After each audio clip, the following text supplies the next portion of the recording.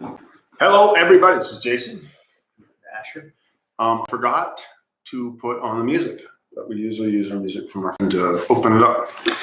So we are under some time constraints today, and so this is going to be a very short version of this. I think we're both committed, right, to come back, and we'll hit this hard. There'll be the 2 to 3 hour readings that we're coming back to on Thursdays, but schedules with life and the universe and everything is just shortening these a little bit. So the importance is that we touch base anyway. Yeah. The best to be short. Yep. So the idea is just kind of to review, because you weren't here for the last one, so we figure if we don't continue onward, we can at least just go. We only went over a couple of poems. And I watched it. It was really good. So the first chapter is That Which Cannot Be Simpler, which was our Sarah chapter. Right? Which is still got everything you ever need in it, almost, right? Then there was a poem called The Paradox, written by Jed Mckenna. Oh, didn't realize that one. There's a song by Excision, The Paradox. Yeah. And Big Thoughts was the third chapter, Yes. where we talked with Marvin, I think. No, Martin. And so we had the juxtaposition of the young spiritual seeker and the old and experienced spiritual seeker. And then you guys, that's where we left off. And then you guys got into the 2 poems, right? Oh, fuck, there's one. Class and self-contained. Just one poem. But we did cover the last page because I just read. Oh, that was it. Yeah. Bit. I don't want to think, Mark, and I'm picking on them. And then placid and self-contained. Yeah, I mean, why don't I just reread them, and if you have things to say about it. Okay. I think I could turn and live with animals. They are so placid and self-contained. I stand and look at them long and long. They do not sweat and whine about their condition. They do not lie awake in the dark and weep for their sins. They do not make me sick discussing their duty to God. No one is dissatisfied. No one is demented with the mania of owning things. No one kneels to another, nor to his kind that lived thousands of years ago.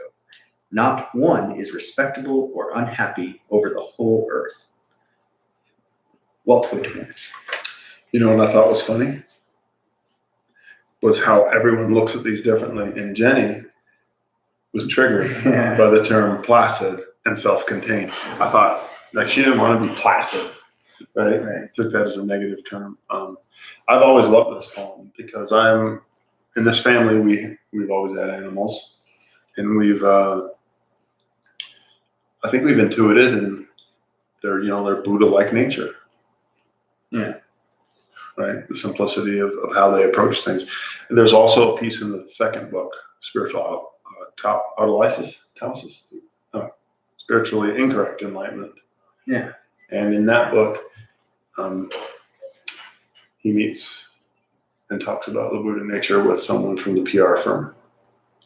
Yeah. I can't remember her name. Dog mind. Yeah. Cool. Yeah, I still really love this poem. So where are you at right now? Why don't we just say, like, in the process of finding truth, where are you at? I don't know what you mean by that. Okay, well, I'll answer my own question, and then maybe you'll get a sense. So when I read these books, again, I get motivated to dig and find emotional attachments and light them up. But last weekend, I went and did some workshop in California. And so I kind of went into the real world and kind of got separated from this level of thinking. It kind of got fuzzed out for me. And so today I did I was feeling again into this whole process and just the sense that I attached to things. I put a picture of, you've seen the movie Aliens, the little face huggers? Yeah. Right, so I took a picture of the face huggers and I put it on there and said, "This is how I love you." And not because I want to be overt or funny, but there's always this attachment. And it's usually fear, like, I don't want to lose you. I don't want to lose you. And so where I've been at lately is seeing how my attachments to people can be tinged with fear. So that picture of a face hugger is, it's obviously disgusting and you, right? Yeah. Kind of reminds me to be like this, to hold space. And I had a friend today. So there's coincidences. We talked about them, like the coincidences. And he sent me an audio this morning. He said, I was thinking about unconditional love and unconditional love. And he said, I'm always loving with conditions. Like, I'll love you if you are good to me. I'll love you if you do this. I love you if you do that. And it was funny because I'd just been thinking about the face hugger thing, and it was all coming together.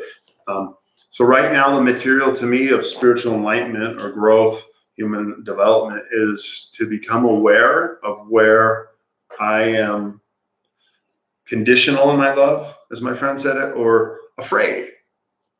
Like, I'm hooking into people out of fear, and I'm just like, the practice of just letting them go completely and just loving them by a recognition of one, instead of your mine, or I'm yours, or if you do this, I love you. If you don't, I'm mad at you.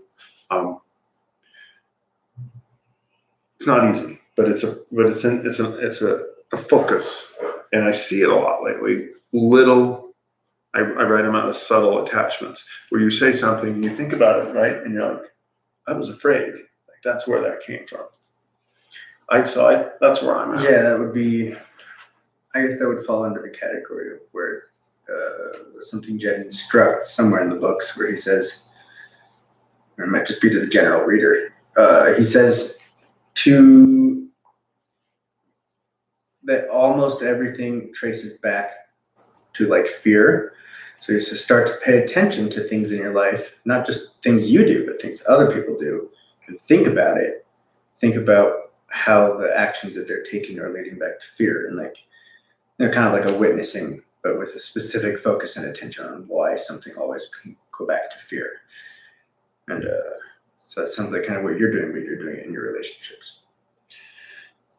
Yeah, and I think I am finding my experience that it is very heavily influenced by fear. There's a fear of some type of loss. Yeah. So that's what I'm coming up against, and I feel the emotion. And it's interesting. Like, this is one thing I can say. I think we should end after this, but it's coming up for me in body. So I feel it in my body. I feel tension in my body, and that tells me I'm afraid of something. Sometimes there's not even a thought. I'll just like, someone will say something, I'll go like this. I'll feel like my body tense, and I'm like, why am I tensing? Now, there's biological fears, like if I thought you were going to hit me, right? Then you would tense. Yeah. Right? But when they're just talking about life, and they say something and you tense, then they just hit a nerve of something. Yeah. Like, I heard someone say something about spending money on something they loved, and I got tense, and I thought, oh, that's because I don't have enough money to get what I want, which is a fear, like that something's bad for me. Yeah, I would. That's a good lower level of like digging one level deeper in that than probably what I normally do, because the version of that for me would be like, I wouldn't say it would be like my guts would like clench or something. Like, I know what you're talking about. Or like someone mentioned something, or you, I don't know. For me, a lot of the time it's watching a YouTube video or something, and watching somebody do something and thinking like, and having something upset me, even though it shouldn't really upset me. And I've had to think about why I'm upset about it, and I realized it's because I'm like, there's a part of me that wishes I could be doing. There's some yearning within there. Like, No. I guess it needs to be, I think ultimately though, it would come down to fear. And that's the level of digging that needs to be done. I found that it's almost always like, even though I want something, it'll come around to, why do I want it? Yeah. Because if you think about it in terms of this area of our life, right? In this day and age, yeah, maybe I don't have the money to go get the Lamborghini, but I can have a car, right? Yeah. I have TV. I can have toys. There's a lot you can't have that, people 100 years ago would go, shut the fuck up if you're bitching. That's true. So, it's all relative. But so what's the next chapter? That we're not going to head into it, but just give people a little window, a hint. Next chapter is called Done. So that's Paul, right? Yes. So to give you a hint, we start the book with the chapter on Sarah, the new lady, new to spiritual game. We flip over to Martin, thank you, Martin, who's been in the game for years. And then we're gonna finish the tripart pieces, and we're gonna go to Paul, who is done. So I said that like there was a bell. Done. But in the book, it's a completion of the spiritual process, isn't it? Or the enlightenment process. And so we'll start to get a view now of where we're headed, and it gets pretty interesting. I like paying attention to the progression of the chapters and the different people, because I didn't really. This gives me a better zoomed out view to take it slowly, one thing at a time. I like it. I think the chapter title, That Which Cannot Be Simpler, is also the last chapter in the third book. It's bookended.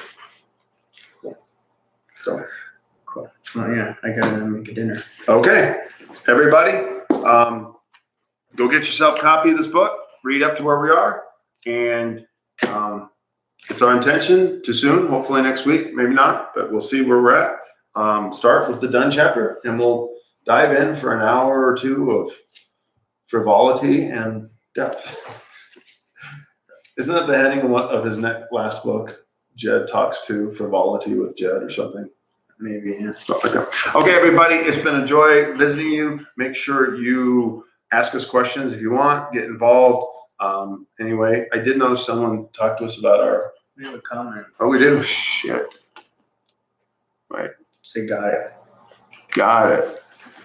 Oh, random question, but that's what this thing around. Hey, Okay. how's it going, guys? I think it's hard for you to remove those attachments since it's built into you as a parent. Yep. Random question, but what's the thing around Asher's neck? Is it headphones or something? Yeah, it's a headphone collar. So it's very flexible and bendy, but then at the end, these magnetize out. It's the earbud. But since I work in construction, you don't realize it, but having something around your neck is like the most unobstructive, inobtrusive thing you could have on you. Like, it just doesn't really affect what you're doing most of the time. So it's a really good place to have headphones. A lot of people have hanging things and it's just a mess, but this is just really simple. Bam. Goes in. It is also the way that the government controls his mind. Yeah, honestly, highly recommend. I'm going to write headphones in case someone wants to see that. Hey, Sirius 96, thanks for checking in with us. Sorry that this is such a short version. Appreciate you checking in with us. Yeah, we will be back next week, next Thursday. Same bat time, same bat channel. That's a joke from my age. Okay, everybody, have a great night. Easier.